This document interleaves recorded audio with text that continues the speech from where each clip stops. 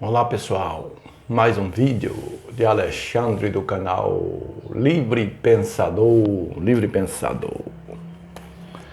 Eu estou terminando o capítulo, que fala sobre a ética objetivista. O livro A Virtude do Egoísmo, de Ayn Rand. A filósofa russa que imigrou para os Estados Unidos a fim de ter a liberdade de expressar as suas ideias, as suas opiniões, pois lá na Rússia, no regime comunista, ela não tinha como expressar as suas ideias, as suas opiniões políticas, porque ela ia se opor à política do governo dos seus dias. Então, a virtude do egoísmo de Ayn Rand, eu estava estudando com vocês o capítulo que fala a ética objetivista. O que é certo para os objetivistas ou para a sua filósofa? Ayn Rand, ela considera uma virtude, e não a fraqueza, uma virtude, uma positividade, o egoísmo racional. O homem, a mulher agindo baseado nos seus interesses, no auto-interesse, no interesse de si próprio, A virtude do egoísmo. O egoísmo é o homem, a mulher que age visando o seu interesse. O seu interesse. O altruísmo que ela combate significa o viver para outra, Se sacrificar, Se sacrificar em prol dos outros. Ela acha isso uma negatividade, uma fraqueza e não a fortaleza. Então eu parei por aqui, deixa eu ver onde foi que eu parei sobre a virtude do egoísmo.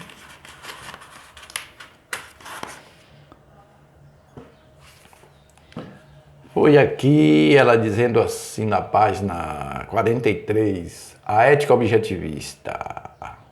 Ela disse assim: o único propósito moral adequado de um governo é proteger direitos do homem, ou seja, protegê-lo da violência física, proteger seu direito à sua vida, à sua liberdade, à sua propriedade privada e à busca de sua própria felicidade.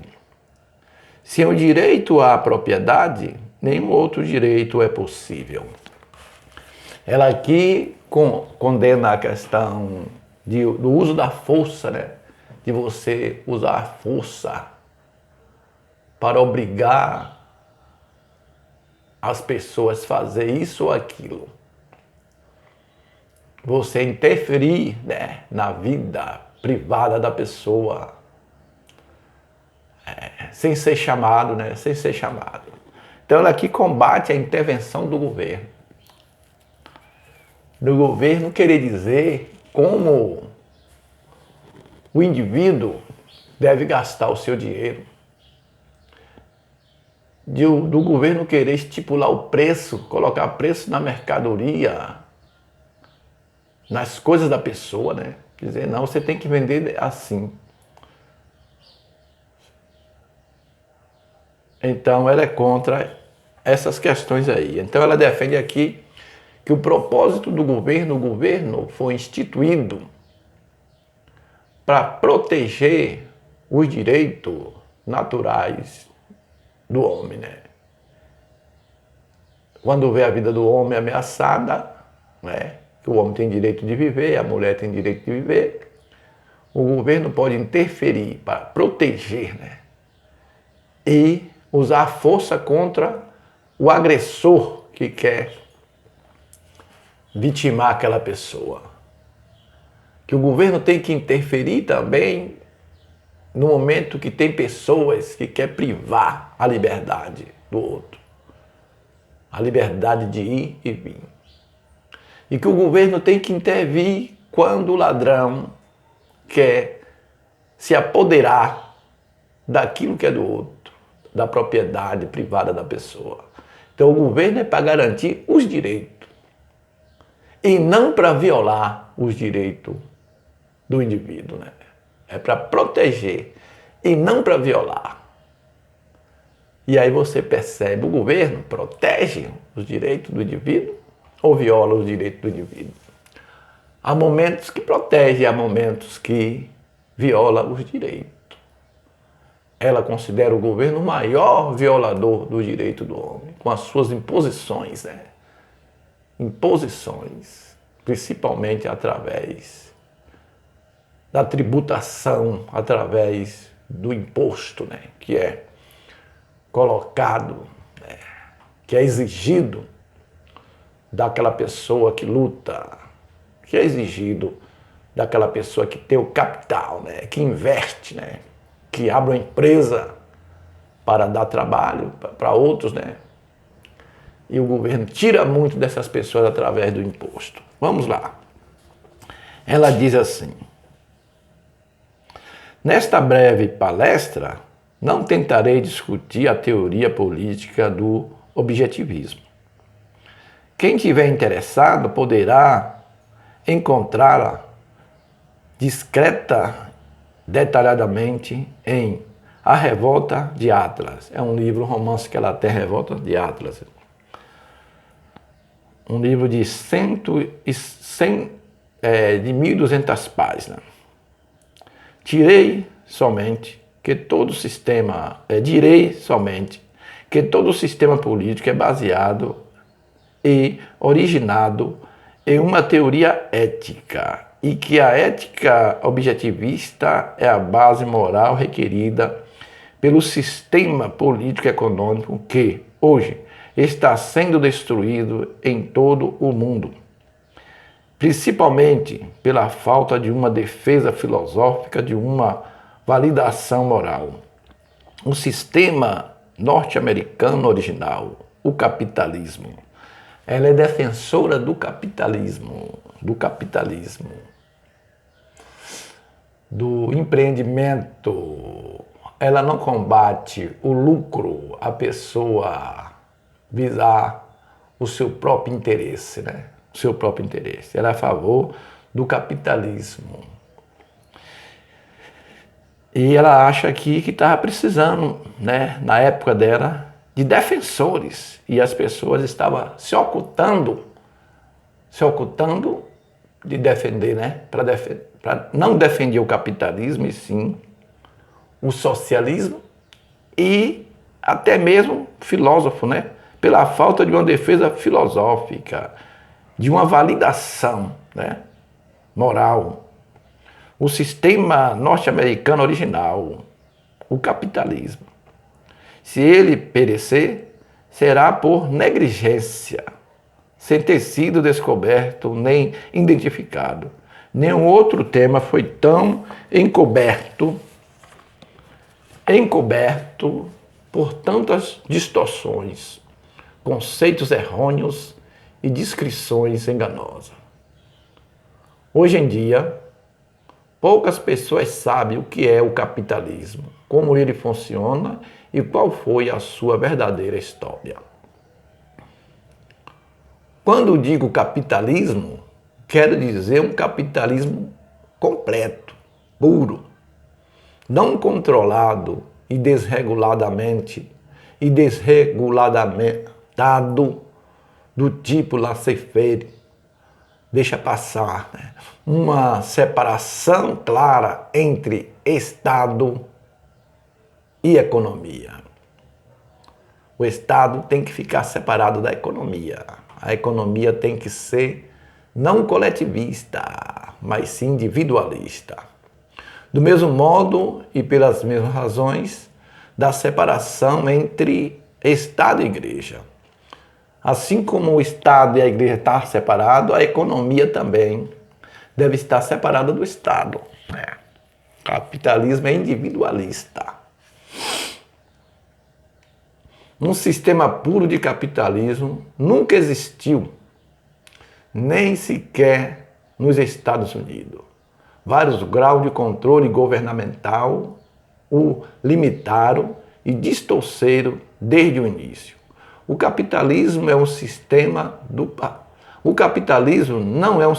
passado, é o sistema do futuro, se a humanidade tiver um futuro. Ela falou isso nos seus dias, né? No século XIX. Para quem tiver interesse na história e nas causas psicológicas pelas quais os filósofos traíram o capitalismo, lembro que os discuto no ensaio do meu livro, intitulado aqui em inglês que eu não sei. Ela tem um livro que fala bastante sobre o capitalismo. Eu tenho aí o livro dela sobre o capitalismo. Eu comprei esses dias atrás, né? Estou começando a ler. A gente deve se inteirar nas coisas, né? Deve se inteirar das coisas, de tudo, você saber um pouco, né? Eu tenho um livro aqui que é intitulado A História de Quase Tudo, né? Não é de tudo, mas você tem que saber um pouco de cada coisa para você ficar inteirado quando estiver ouvindo uma discussão, né, sobre os assuntos. A presente discussão precisa ser limitada ao tema da ética.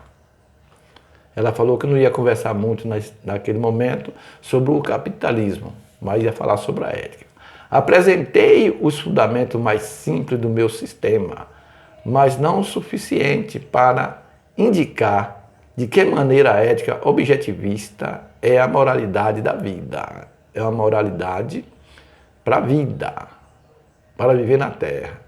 Em comparação às três principais escolas de teorias éticas, a mística, a social e a subjetiva, que trouxeram o mundo ao presente estado que representa a moralidade da morte.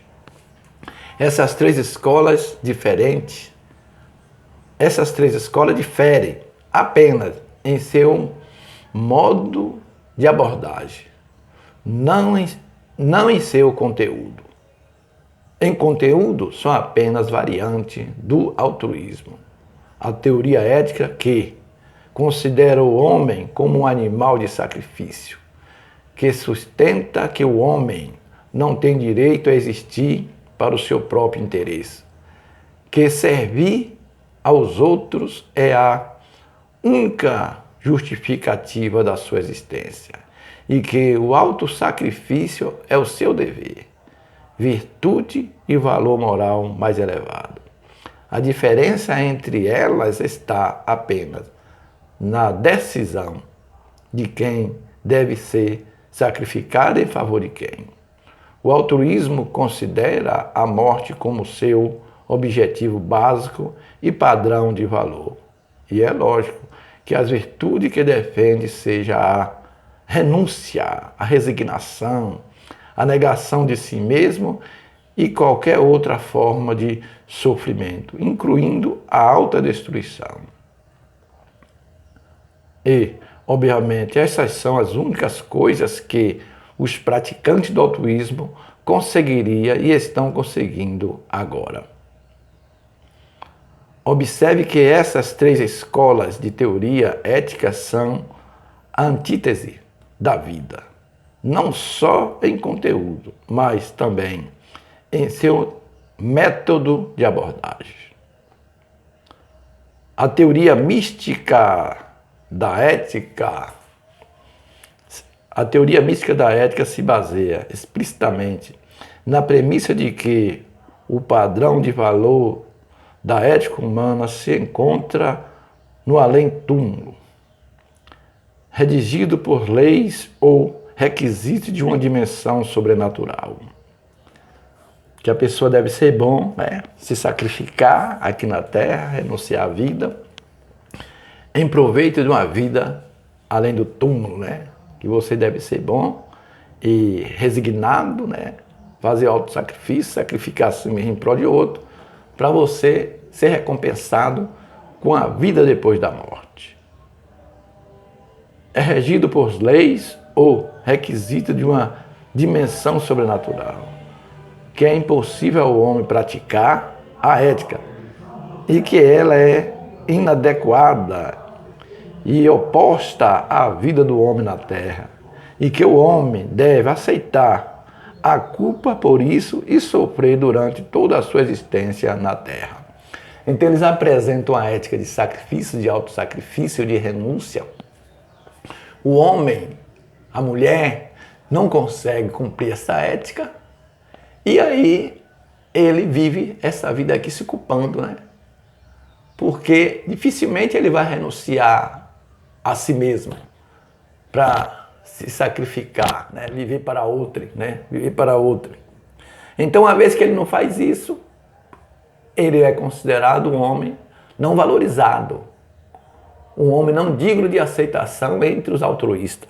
E então, uma vez que ele não cumpre os deveres do altruísmo, que é viver